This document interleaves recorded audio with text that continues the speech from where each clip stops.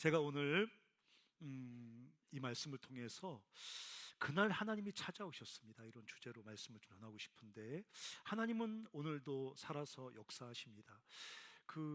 이제 우리가 찬양할 때 인도자들의 단골 멘트잖아요. 하나님 살아계십니다. 막 그러고, 아멘. 막 그러고, 역사하십니다. 아멘. 막 그럽니다. 하나님은 오늘도 살아 역사하십니다. 이게 기독교인들의 단골 표어입니다. 그래서 오늘도 우리 삶에 개입하시고 우리를 향한 구원의 계획을 이루어 가신다. 이것이 우리의 믿음입니다. 그런데 아주 많은 그리스도인들이 이런 주님의 인도와 개입에 대한 경험과 확신이 별로 없습니다. 이렇게 찬양할 때는 외치지만, 노래도 부르지만, 막상 하나님께서 살아계셔서 내 삶에 개입하시고 내 삶 속에 역사하신다? 이것에 대한 구체적인 경험이 별로 없습니다. 그러니까 당연히 경험이 없으니까 확신도 없습니다. 여러분, 우리가 세상 방식조차 살아가는 많은 그리스도인들에게 손가락질할 수 있습니다. 하지만 어떻게 보면 당연한 것입니다. 하나님이 내 삶 속에 개입하셔서 내 삶을 인도하는 경험이 없는데 당연히 세상의 방식을 따라 살아가지 않겠습니까? 성경책에 써 있다고 그 말씀을 지킬 것 같으면 우리가 다 윤리적으로 살지 않겠습니까? 실제로 주님이 살아계셔서 내 삶 속에 개입하시고 나를 인도한다는 경험과 확신이 없으니까 주먹은 자주 불끈 쥐지만 우리 너무 쉽게 세상의 방식대로 살아갑니다. 여러분은 어떠십니까? 정말 하나님은 나의 삶에 개입하고 역사하시고 내 삶 속에 일하시는가? 이건 저의 질문입니다. 제가 겪고 있는 삶의 여러 가지 어려움들, 내가 씨름하고 있는 삶의 어떤 진통들, 내가 넘어가야 될 고통스러운 어떤 산들, 그 속에서 끙끙거리고 있는 내 삶 속에 정말 내가 설교하는 것처럼 나의 하나님은 살아계시고 개입하시고 일하시는가? 정말 우리가 그런 경험과 확신이 있다면 우리는 정말 자주 주님께 물어볼 겁니다. 그리고 자주 주님의 인도하심을 요청할 겁니다. 근데 우리는 그런 경험과 확신이 없기 때문에 우리 삶 속에 무엇인가 주님의 인도를 구하거나 주님께 묻는 게 아주 어색합니다. 정말 주님은 우리 삶 속에 살아계셔서 역사하시고 개입하실까요? 하신다면 어떻게 하실까요? 오늘 본문은 우리에게 아주 중요한 메시지를 하나 던지고 있는데, 하나님은 말씀을 통해서 우리 삶에 개입하시고 우리 삶 속에서 역사하신다는 것입니다. 우리 이 말을 자주 듣습니다. 하지만 그게 썩 마음에 이렇게 공감이 되지 않습니다. 사람은 그렇게 존재하지 않거든요. 사람은 그런 식으로 살지 않습니다. 말과 삶은 별개입니다.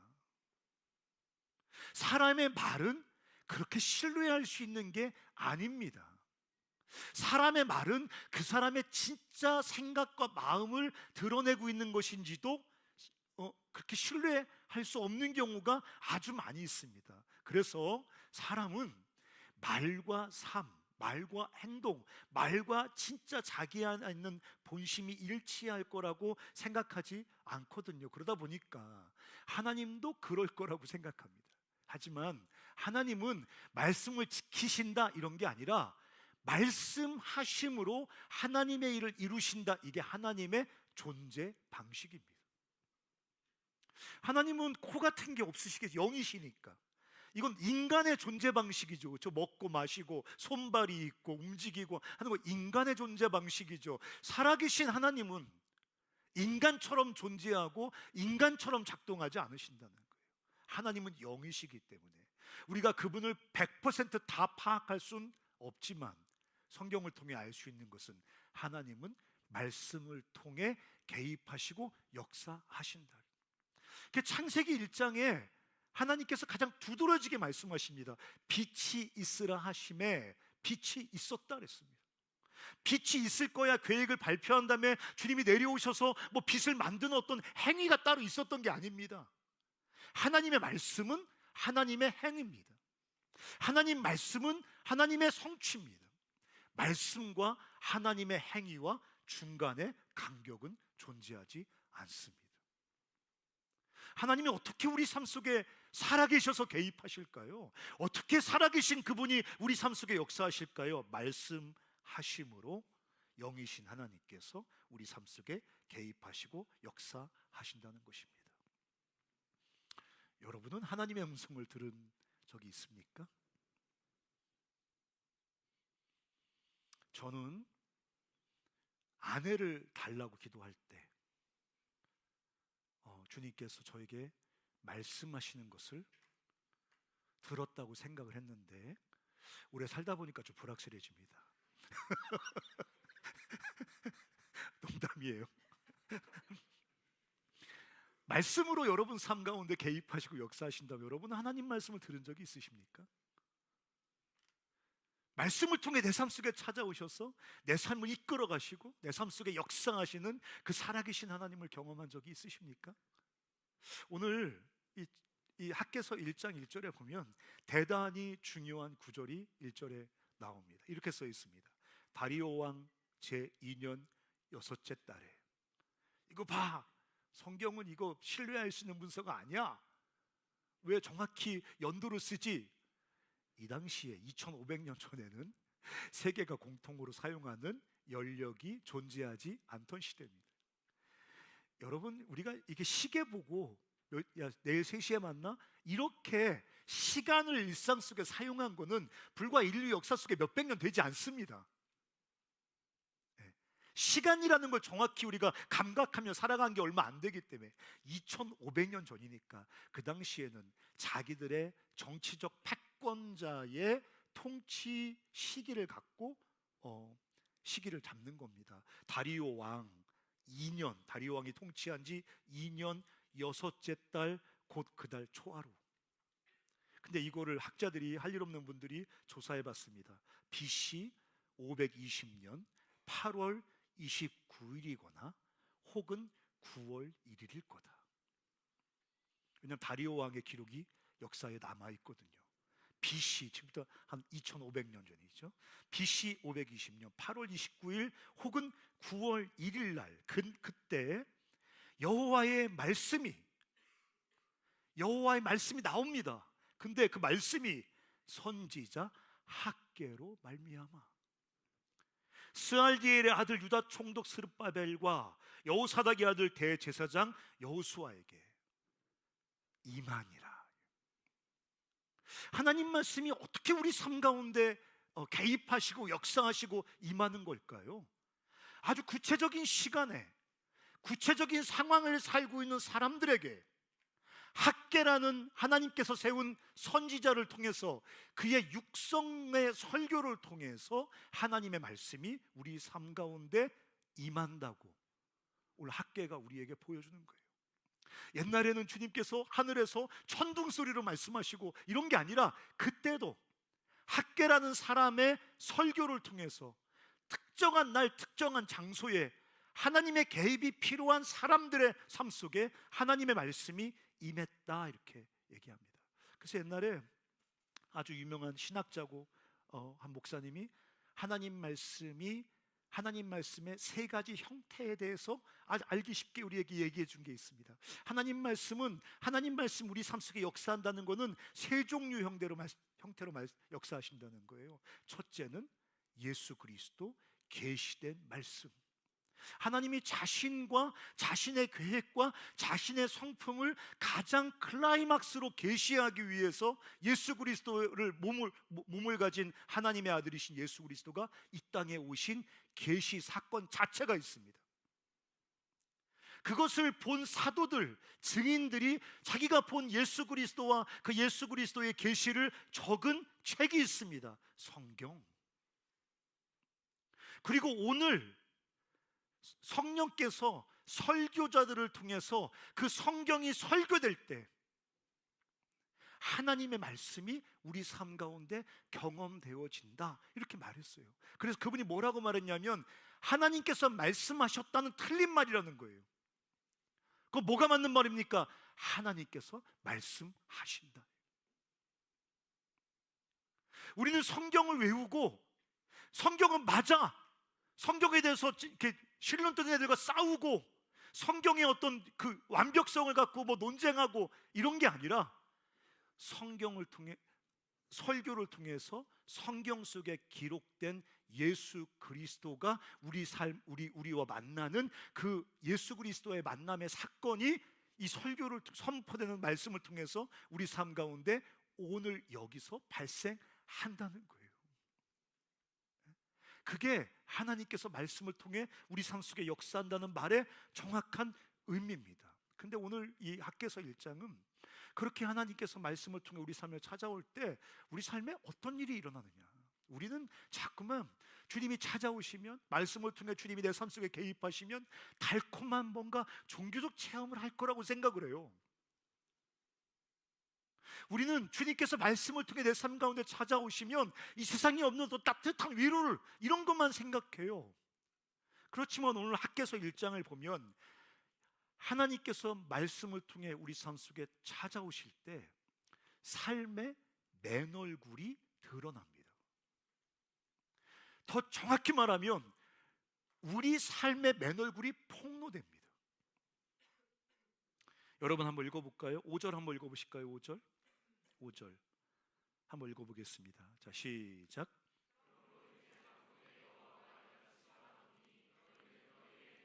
네, 너는 너희의 행위를 살펴라, 이렇게 만, 살피란 말이 쉬무란 말인데 이거는 그냥 이렇게 한번 흘끗 쳐다보단 말이 아니라 똑바로 집중하여 직면하여 바라보란 뜻이거든요. 네.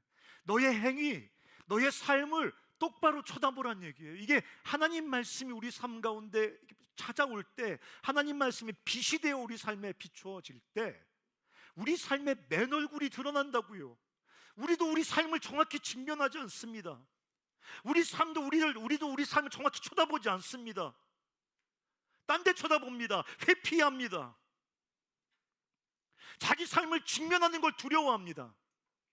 하나님 말씀이 임하면 뭐 주를 봐야죠.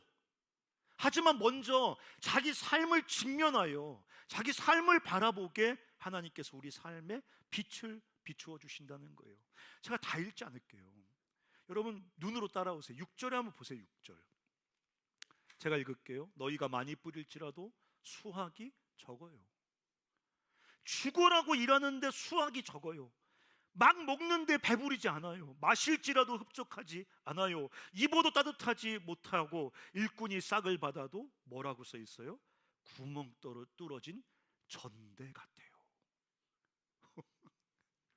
막 뭘 벌어서 막 내 주머니에 넣는데 구멍 뚫어진 전대 같아요. 먹고 막 정신없이 벌고 애를 쓰는데 삶이 점점 더 황폐해져요. 9절에도 나오잖아요. 너희가 많은 것을 바랐지만 도리어 적었어요. 너희가 그것을 집으로 가져갔는데 뭐라 그래요? 내가 불어버렸어요. 남는 게 없어요. 나 만군의 여호와가 말하노라 이것이 무슨, 이렇게 9절에도 나오고 또 10절 11절에는 여러분이 한번 읽어보실래요? 10절 11절 시작.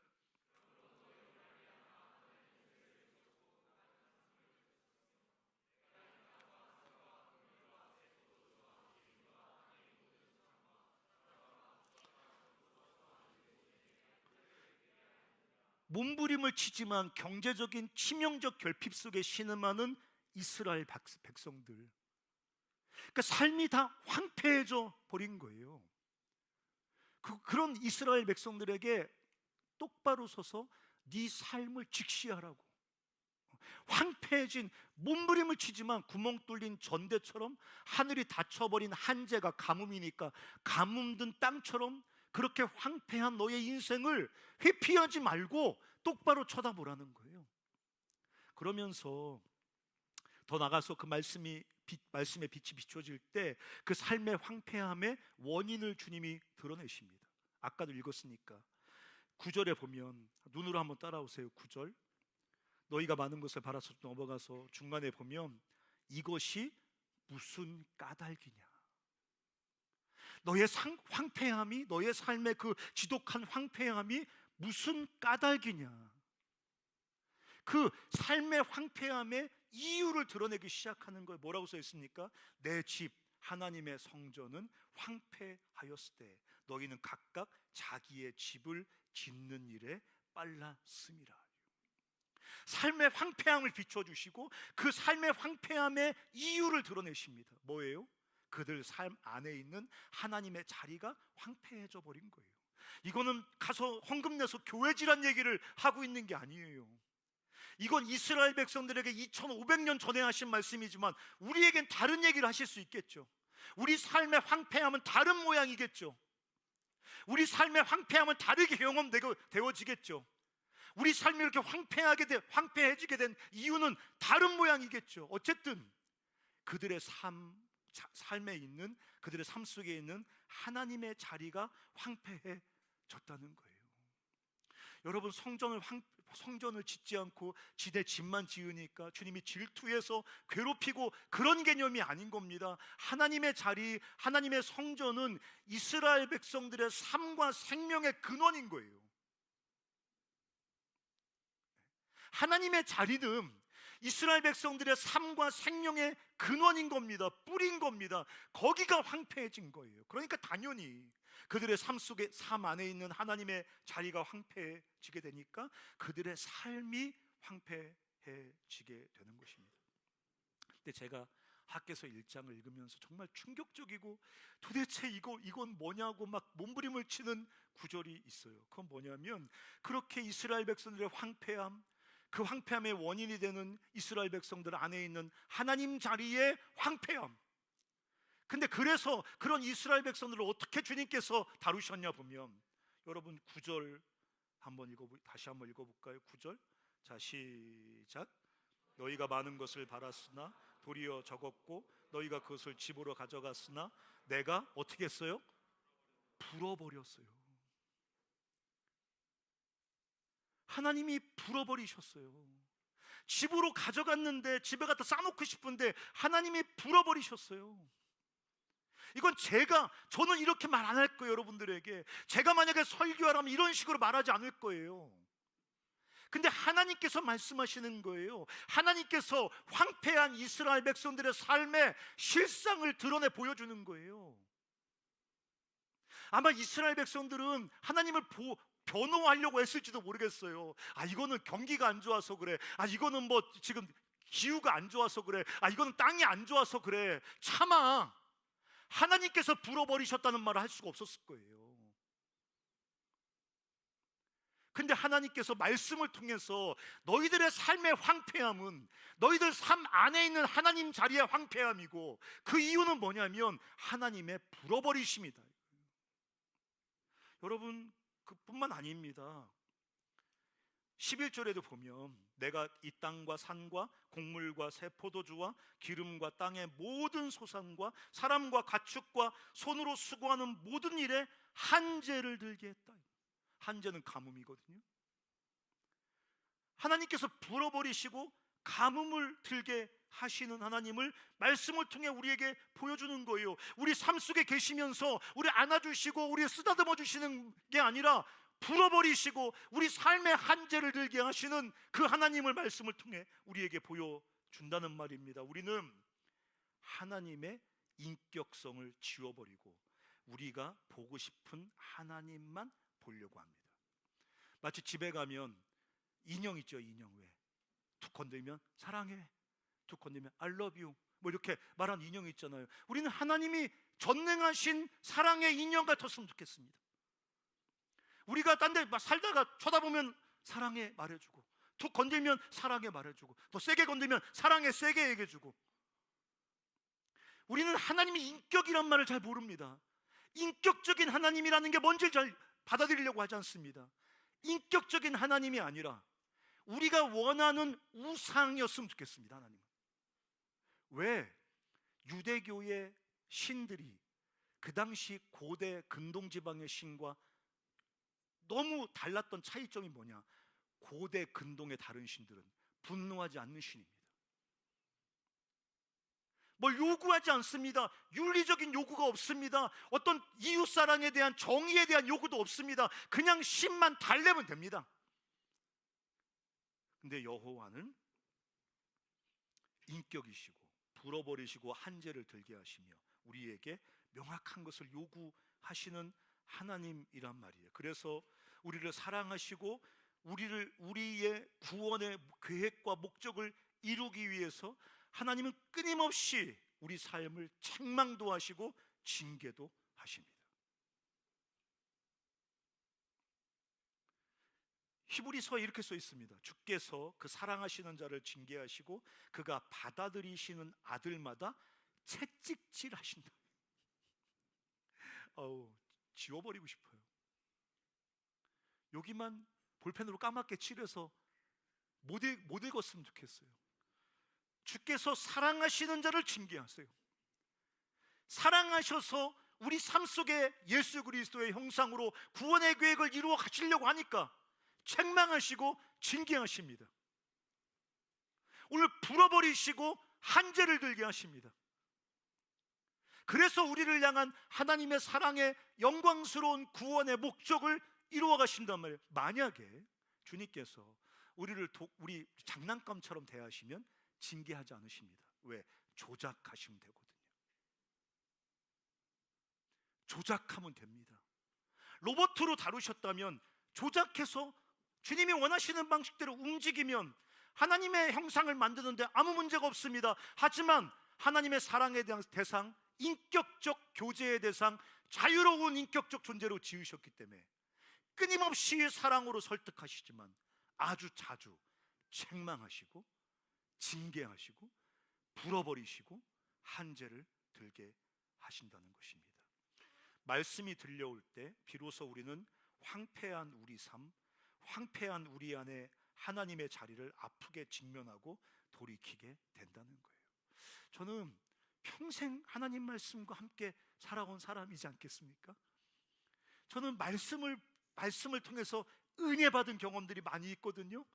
근데 제가 말씀을 통해 진짜 하나님을 만났던 경험들을 제가 이 설교를 준비하면서 하나하나 기억을 더듬어 봤단 말이죠. 유쾌한 적이 별로 없어요. 말씀이 나를 위로해서 내가 죽음 같은 절망에서 일어났던 적 간혹 있습니다. 하지만 더 많이 기억나는 것은 꽁꽁 숨겨놓고 묻어놓고 모른 척하던 내 숨겨진 죄악들이 말씀에 비답해 폭로되면서 너무너무 고통스러웠던 기억이 너무 자주 있습니다. 어떨 때는 제가 어떤 동료를 위해서 막 혼자 분내면서 막 어떻게 내가 이렇게 나쁜 사람이 있지? 어떻게 나에게 이렇게 억울하게 나를 대할 수 있지만 이런 생각을 하면서 막 새벽에 얼굴이 불끈불끈 거리고 있는데 내가 습관처럼 틀어놓는 성경통도 어플이 있단 말이에요.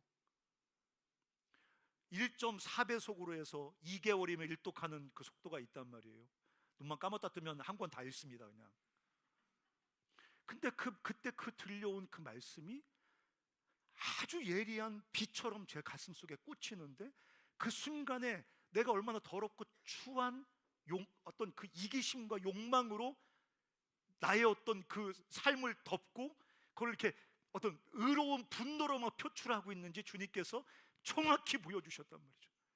여러 번 제 아내와의 관계 속에서도 제가 아내의 잘못을 기억하면서 어떻게 나한테 이럴 수 있을까 막 이렇게 생각할 때도 주님께서 말씀으로 찾아오시면 내가 얼마나 사랑하는데 무능하고 사랑하는데 연약하고 미숙한지를 주님께서 깨닫게 해주셔서 간사로 살아가면서도 내가 얼마나 돈에 대한 탐욕에 휘둘리는지 내 안 깊은 곳에 내가 직면하기 싫어 꼭꼭 감춰두고 핑계로 묻어놓았던 내 맨얼굴을 끄집어내서 폭로하실 때 내가 얼마나 고통스럽게 주 앞에 무너졌는지 여러 번 제 삶 속에 기억이 났습니다. 말씀이 들려올 때 하나님께서 말씀으로 우리 삶 속에 개입해 오실 때 비로소 우리는 황폐한 우리 삶을 직면하게 되고 그 황폐함을 끌고 오는 내 안에 하나님의 자리에 황폐함을 직면하게 되고 비로소 일어나서 그 삶에서 돌이켜 하나님께 돌아갈 수 있다는 거예요. 근데 하나님 말씀이 그렇게 우리 삶에 찾아올 때 당연히 우리 삶을 폭로하고 끝나지 않겠죠. 그건 목적이 아니니까요. 우리로 그 황폐한 자리에서 일어나서 다시 걸어갈 새로운 생명의 길을 하나님께서 말씀을 통해서 보여주신다는 것입니다. 여러분 6, 8절에 보면 하나님께서 이스라엘 백성들에게 뭐라고 말합니까? 일어나 산에 가서 나무를 가져다가 성전을 지라는 거예요. 이거는 2500년 전에 이스라엘 백성들에게 주님이 보여주신 살 길이에요. 그들이 그 황폐한 삶의 자리에서 일어나서 그들이 걸어가야 될, 그들에게 주님이 보여주신 생명의 길이에요. 우리에겐 가서 성전지라고 말씀하시는 게 아니에요. 하나님 말씀이, 하나님께서 말씀을 통해 여러분의 삶을 찾아오실 때 여러분 각자에게 여러분의 삶의 길, 생명의 길, 참된 회복의 길을 주께서 여러분에게 보여주실 거라고요. 말씀은 황폐한 우리 삶의 맨 얼굴을 폭로하면서 끝나는 게 아니라 거기서 일어나서 우리가 주님과 함께 걸어가야 될 나의 생명의 길을 주님께서 말씀을 통해 보여주신다는 거예요. 그래서 시편 기자가 주의 말씀은 내 발의 등이요 내 길의 빛이라 그랬어요.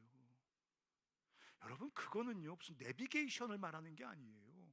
왼쪽으로 가 오른쪽으로 가, 뭐 충북대가 청주대가, 그건 점집에 가면 그 아줌마가 알려주는 거고, 내 발의 등이요 내 길의 빛이라는 건 뭐예요? 어떤 상황 속에서도 갈 길을 보여주십니다.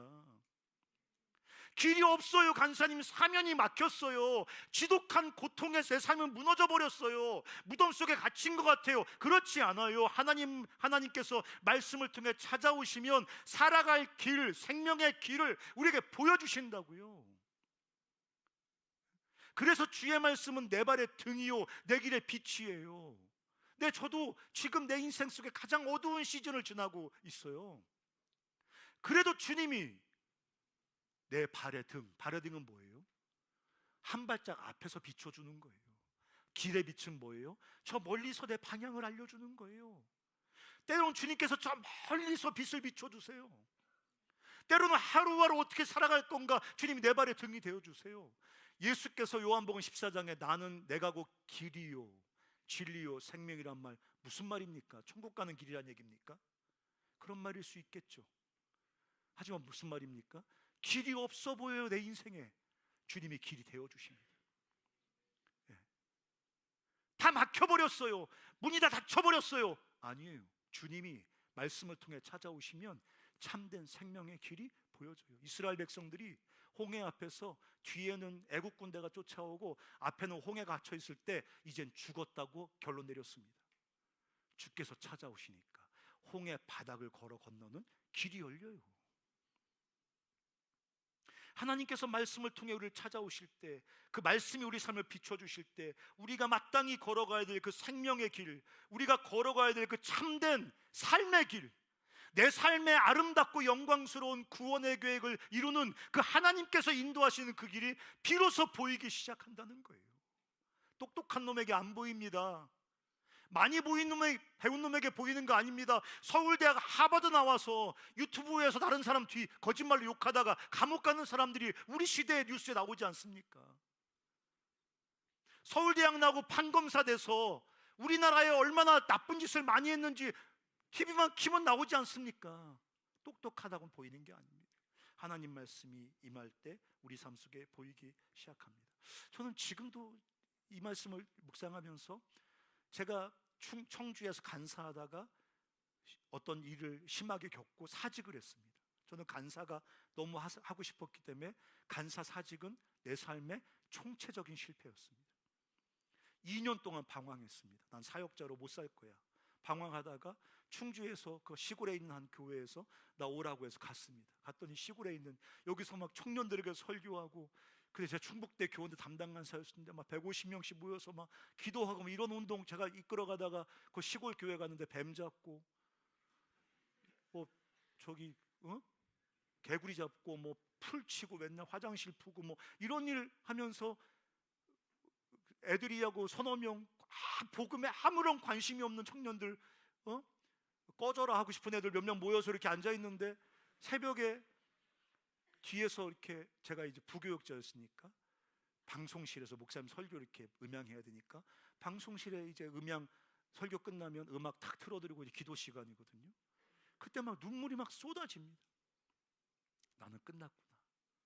이런 시골에 처박혀서 이제 전도사로 시작해서 나는 뭐 어떻게 사역자로 뭐 살 방법이나 있어? 뭐 완전히 절망의 캄캄한 어둠 속에 갇혀 있을 때 지금도 잊을 수가 없습니다. 그 중원경교회 다락방에서 무릎 꿇고 기도할 때마다 주님께서 저에게 환상을 보여주시는 거예요.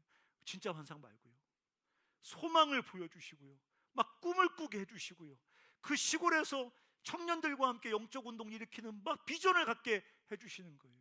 그 청년들과 함께 제가 공동체를 하나 만들었어요.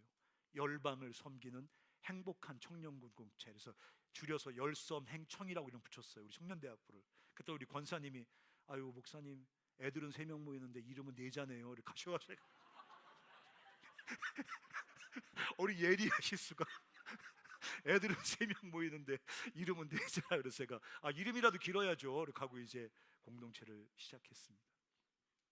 주님께서 진짜 저를 불쌍히 여기셔서 그 시골에 있는 교회에 우리가 청년들이 모이면 한 130명씩 모였어요. 주일날 어른들이 100명 모이는 교회인데 청년들이 한 130명씩 모였어요.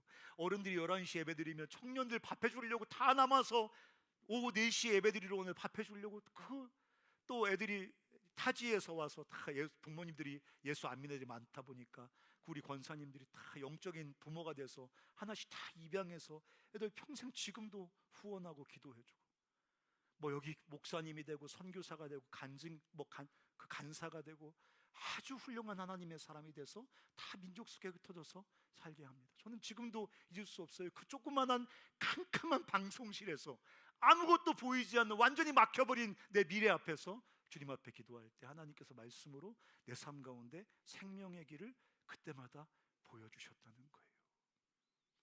사랑하는 형제와 자매 여러분, 길이 보이지 않습니까? 내 삶은 막혀 있는 것 같습니까? 우리 집구석은 차라리 없었으면 좋겠습니까? 이제까지 반복해 실패만 경험하며 살다 보니까 뭐를 기대하는 것 자체가 고통이십니까? 하나님께서 말씀을 통해 그 살아계신 하나님 우리 삶 속에 찾아오시면 우리가 주님과 함께 달려가야 될 그 영광스럽고 찬란한 생명의 길이 우리 삶 속에 드러나게 된다는 것입니다. 우리 삶의 맨얼굴을 드러내시고 우리 삶의 살 길을 보여주시는 것만 아니라 그분은 우리가 그 길을 걸어갈 수 있도록 우리를 회복시켜 주십니다. 그래서 여러분 14절 한번 읽어보시겠습니다. 14절 읽겠습니다. 시작.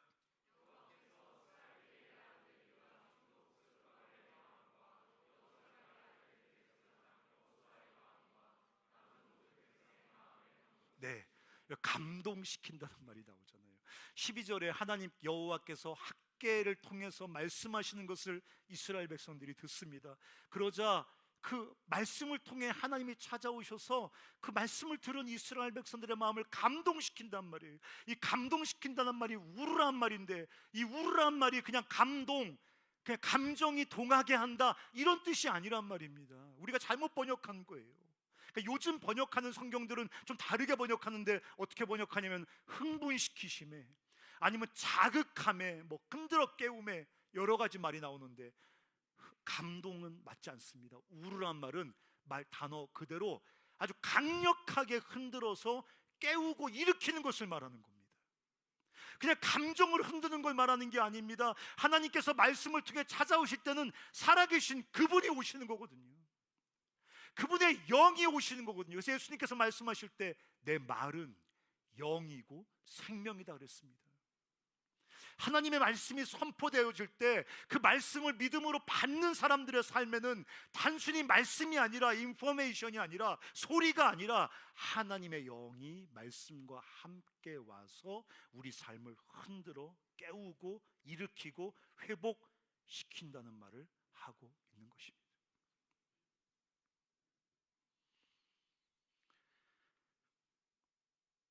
하나님의 말씀이 학개의 말을 통해 들려올 때 그분의 영이 함께 역사하시고, 하나님 말씀이 선포되어질 때 그 말씀을 듣는 사람들의 삶 속에 하나님의 영, 하나님의 숨결, 하나님의 생기가 작동하여 그를 일으키기 시작합니다. 여러분 잘 아는 에스겔 37장에 하나님께서 마른 뼈라고 자기 스스로를 생각하면서 절망해 있던 이스라엘 백성들을 마른 뼈의 환상이라는 거 다 아시지 않습니까? 마른 뼈가 이스라엘 강한 군대가 되지 않습니까?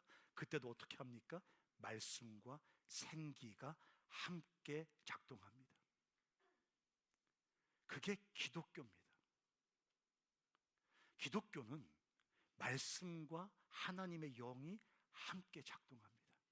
하나님의 영은 하나님 말씀이 선포되어지는 곳에 그 말씀을 하나님의 말씀으로 받는 사람들의 삶 속에 하나님의 영은 항상, 하나님의 생기는 항상 역사하여 생명의 회복을 일으키시게 된다는 것입니다. 그래서 사랑하는 형제자매 여러분, 지독한 고통과 아픔, 질병과 장애, 이런 내 삶에 무슨 회복이라는 게 있겠냐, 이런 생각하지 않으셔야 됩니다.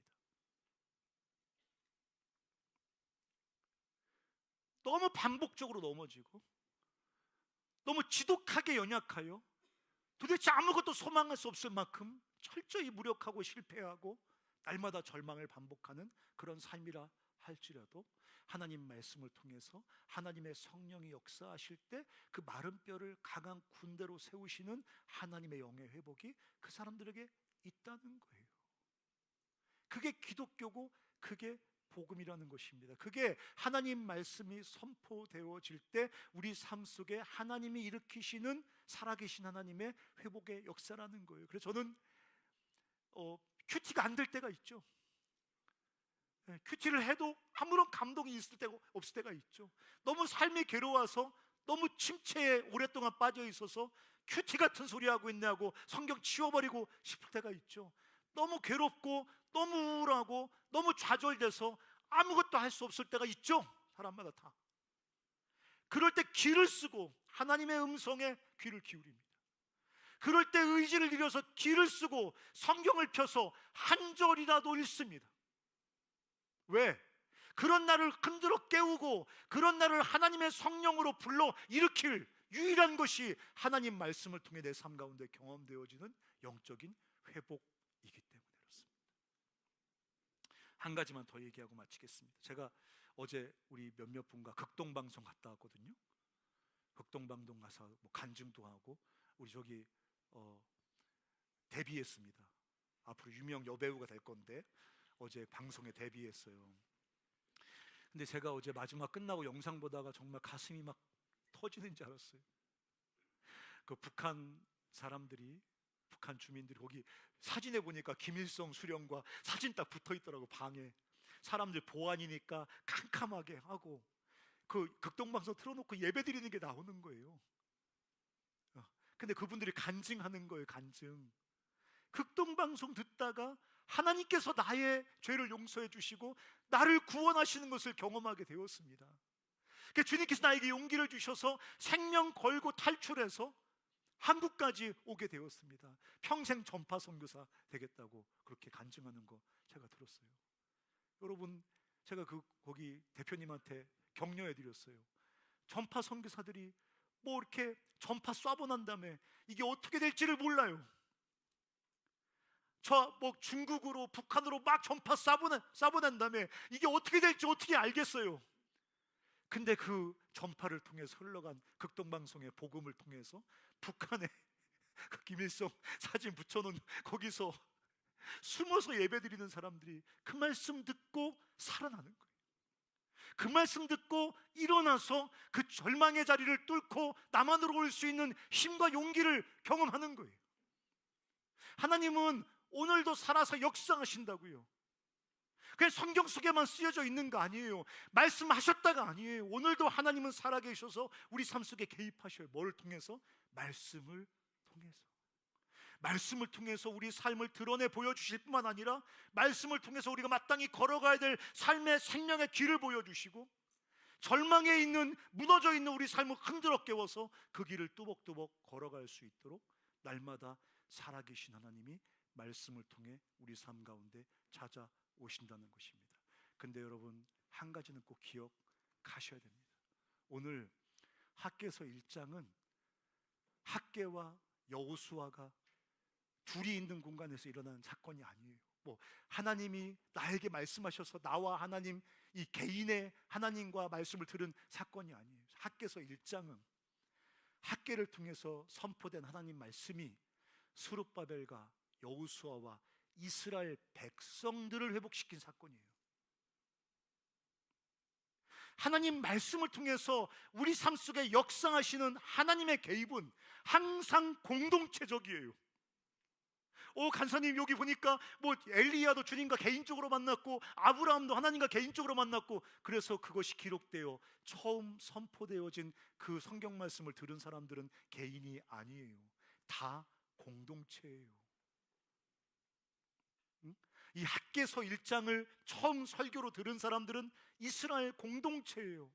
하나님 말씀 사건은 항상 공동체적으로 일어나요. 하나님은 공동체가 모여서 예배하고 하나님의 음성에 귀를 기울이며 주여 우리에게 말씀해 달라고 할 때 하나님은 그 공동체를 향해 말씀하세요. 그리고 공동체 안에서 우리는 주님의 인도하심을 따라 회개하고 돌이켜 주님께서 인도하시는 새로운 삶의 길을 뚜벅뚜벅 걸어가기 시작한다고요. 개인의 나와 하나님의 사건이 아니라 이 공동체 안에서 하나님께서 우리를 향한 영광스러운 구원의 계획을 이루어 가신다고요. 절대 혼자 몸부림치다가 영적인 회복과 성숙이 안 일어난다고 낙심하지 마세요. 혼자 주님과 관계 속에서 성숙하고 회복하는 게 아니에요. 공동체 안에 있을 때 하나님 우리를 흔들어 깨우고 회복시키시는 거예요. 여름 수련회 가서 우리가 뭐를 위해 간절히 기도해야 될까요? 하나님, 말씀으로 나를 찾아오시옵소서. 네. 찬양하다가 뒤집어지는 사람들이 있어요. 네, 맞아요. 기도하다가 막 이렇게 어떤 뜨거운 감동을 경험하는 사람들 있어요. 좋은 거예요. 하지만 우리가 여름 수련회 가서 지금부터 간절히 기도할 중요한 한 가지 제목이 있어요. 하나님, 말씀으로 나를 찾아오시옵소서. 말씀을 통해서 하나님을 만나게 하여 주시옵소서. 여러분, 채플 오는 시간 아깝잖아요. 이 소중한 이 대학생들의 이 소중한 시간을 이 목요일 날 채플에 드리는 게 얼마나 이 비효율적입니까? 그러니까 채플 올 때마다 마음으로 기도해야 된다고요. 하나님, 말씀으로 이 목요일 저녁에 이 채플 때 말씀으로 내 삶에 찾아오시옵소서. 말씀으로 나를 만나 주시옵소서. 내 삶 가운데 분명한 변화와 회복이 일어날 수 있도록 이 밤에도 말씀으로 내 삶 속에 역사해 주시옵소서라고, 그렇게 기도하며 채플을, 또 그렇게 기도하며 우리가 여름 수련을 준비하는 여러분들 되셨으면 좋겠습니다.